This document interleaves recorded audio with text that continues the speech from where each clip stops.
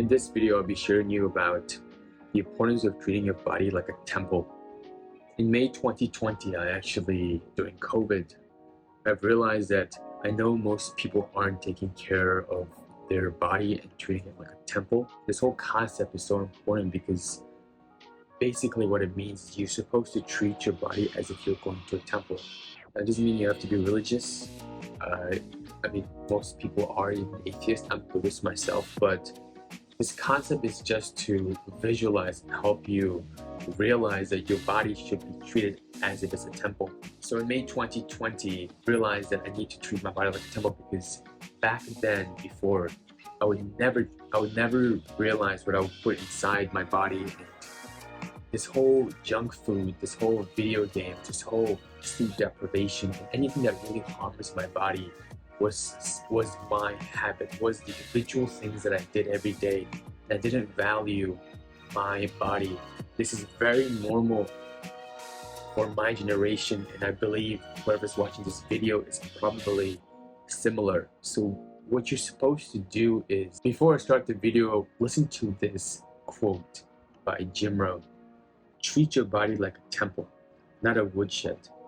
The mind and the body work together. Your body needs to be a good support system for the mind and the spirit.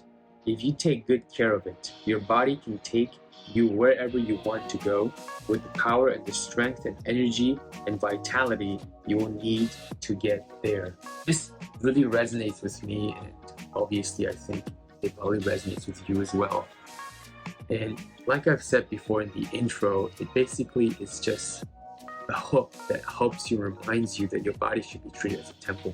By the way, for those who don't know Jim Rohn, he's probably one of the most famous public speakers and most important guy, as you could say, quote unquote, guru of self-improvement and personal development. The key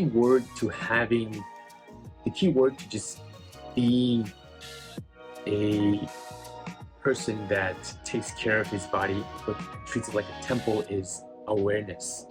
Most people don't prioritize their health, and you might disagree, but well, if you look at the statistics, it's true that most people don't prioritize their health. There's a pandemic of obesity and all these other issues, and what scares me the most is my generation, Gen Z, and even millennials are suffering right now. We're going to have major health issues if we don't take care of our body, if we don't treat it like a temple. Obviously, mental health is a different concept, but I personally do believe that when you treat your body like a temple, you're eventually going to treat your mind like a temple as well. That's more important than ever. Before May 2020, and back then, my uncle always told me that you should always prioritize your health, no matter what, even above your education.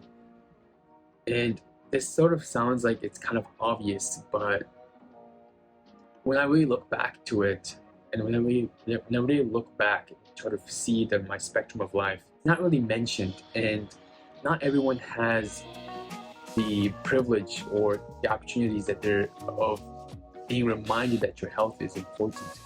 And I hope watching this video you can maybe reprioritize your goals of your life and even your years, even the month, even the week. And what you should always do is, what even helps, just write it down in your journal. You should reprioritize it and put health above anything else, even above relationships. Because when your health is prioritized, and when it comes to education, when it comes to relationship, it all improves. And I'm so thankful for my uncle that he reminded me that health comes first no matter what. And when I was young, I didn't really pay attention to what he was saying. But when I look back to it, when I really visualize it, and journaling a lot these days, especially in the summer, not really much in the summer break, but the year of my school year right now in Colorado. And it really helped me reprioritize everything. And no matter what, for me now, I put health first. It doesn't mean that I never eat junk food. It doesn't mean that I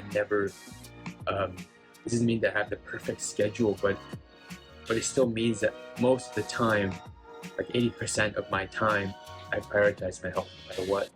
And that's thanks to him, because he probably regurgitated it so much when I was young that it's ingrained in my head that health comes first. Of your mind, but you don't really realize it.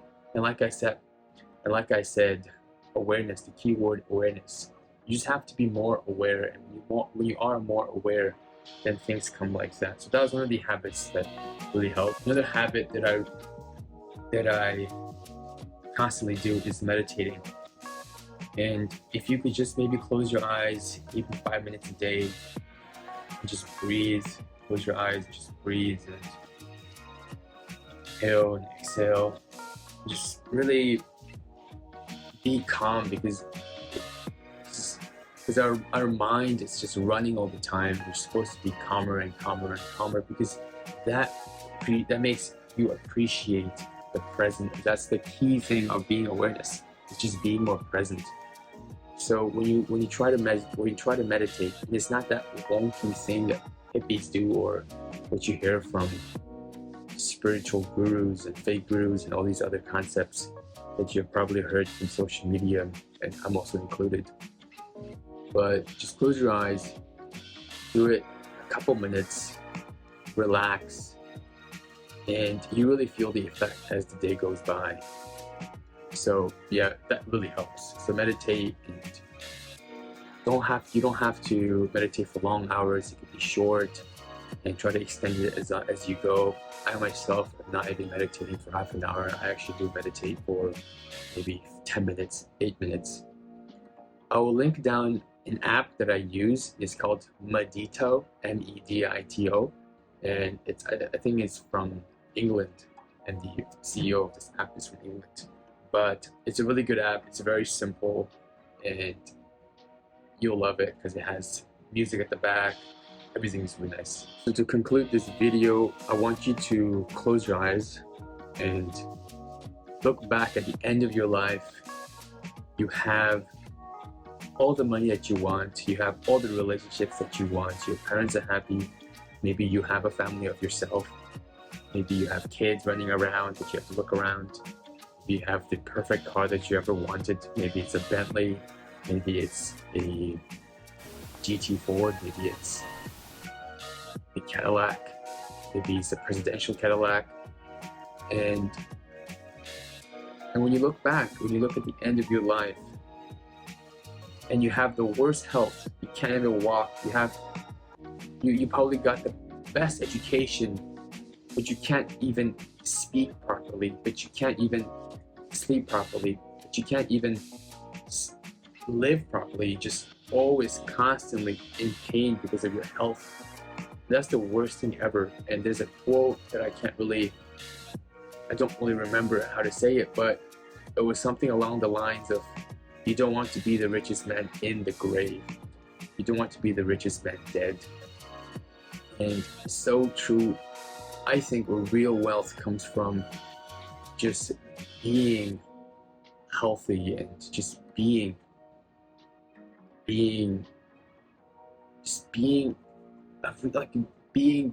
more active, being more healthy, being more rejuvenated, just being a self-care person is probably the best wealth you can see.